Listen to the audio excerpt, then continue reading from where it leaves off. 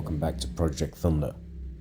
Today we're going to debadge the vehicle and replace it with some black badging. And obviously to do that we're going to start by cleaning the vehicle. Now I typically use a Karcher foam sprayer, a wheel brush, a double-sided microfiber hand mitt, and some pH neutral soap to soak the sponge in. Now, you can see she's pretty dirty at the back, and there's always this buildup of black oil or something, something related to the engine, obviously, but I don't intend to keep this engine stock, but that's going to be a later video. Just obviously doing a quick exterior visual inspection of the vehicle so we can see how she comes up at the end. Always best to get her a little bit wet before we put some soap on her, and then get in there and get some of the dirt out of it. Now to clean the wheels, I like to use a wheel cleaner with a pump action spray bottle and agitate all the dirt with the wheel brush. And obviously give it a quick rinse and repeat on the rest of the wheels, I guess.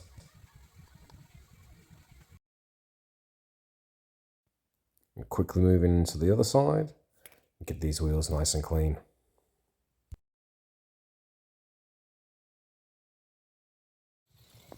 Time to get her a little bit wet again, and then hit her with the foam and let it soak and dry her off, and let's see how we go.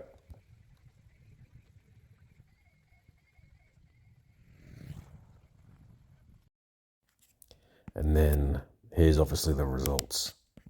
I don't know what it is, but I love this blue color with the black. Nothing screams true blue than a true blue Aussie ute. Yeah, she's just a V6, mate. Calm down. She's just a V6 for now. You gotta wait for that episode. Well, enough of the hero shots. Let's get into the debadging process. So to start off with, just give it a wipe down with some alcohol solution or some isopropyl. And then here's what you're gonna need: some masking tape, heat gun, a polishing wheel, some clamps, some fishing wire, and a scalpel. We're also gonna need some liquid cutting polish to make the surface nice and smooth, ready for the new badges. We're now going to tape off the area to retain the template, ready for when the new badge goes on. Here, I'm just going to mark off some of the predominant points so I know exactly where it needs to line up. We'll apply a generous amount of heat now, combined with the fishing wire to remove the badge, and then a little more heat to remove that adhesive, some alcohol wipe, some degreaser, and some eucalyptus spray. And that should make quick work of the glue residue that's been left behind from the previous badge. Now after we've got rid of most of that, we'll move on to the liquid polish and use the drill combined with the polishing wheel to make it nice and smooth, ready for the new badge.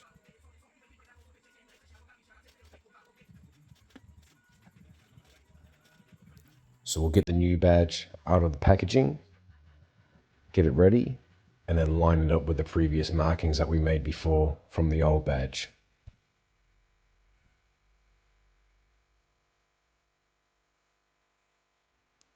Just taking some extra care to make sure that she lines up nicely with the previous markings. And now we'll put a clamp there to make sure that she stays nice and flat with a sufficient amount of pressure to ensure that there's a good, even application. Moving on to the front quarter panel, we're just going to tape off the area like we did previously. Apply some heat to it and use the fishing line. Remove that badge and then move on to the badges that are chrome that require painting. The reason why we got to do that is because when I ordered them, there was no matte black available, only chrome.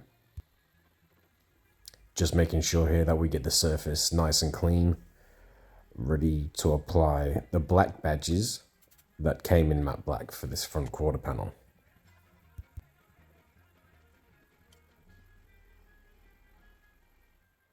So, to change the color of these chrome thunder emblems, just here, obviously, we're going to need some paint and the Dremel.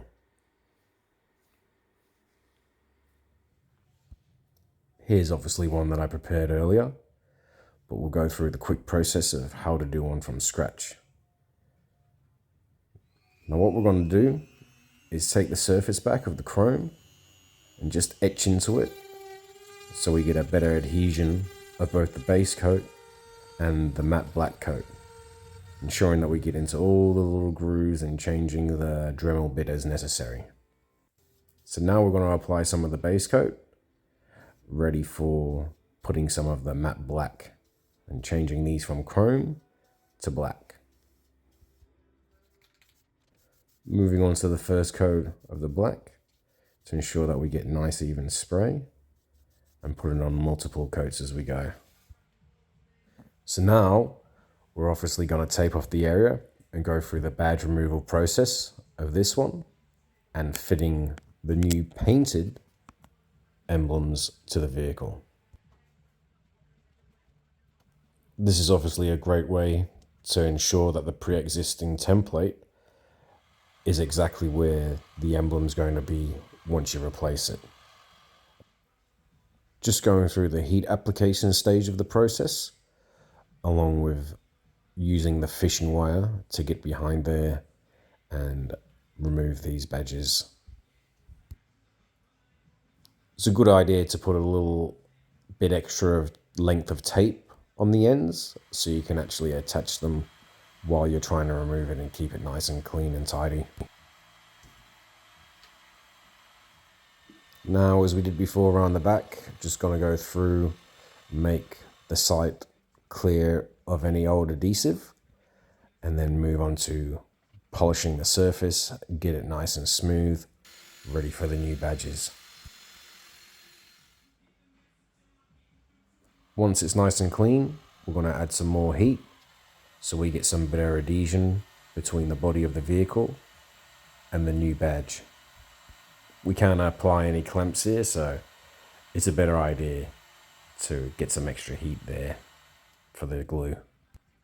After giving it a firm press, we can now remove the badge locating cover and have a look at the alignment, and we should be good to go. Time to remove the tape, clean up the side a little bit, have a quick look, and she looks excellent. We're good to go. Oh yeah, this was fun the next day. And here's a couple of shots of the finished product. You can see some of the black badging there and before and after. And here's some shots of me driving the vehicle across Australia because I've relocated from Queensland to the West Coast. And an interesting story of what happened along the way. Perhaps I'll tell you all about it in a future episode. But for now, thanks for joining me again. And don't forget to like, comment, and subscribe. I'll catch you next time on Project Thunder.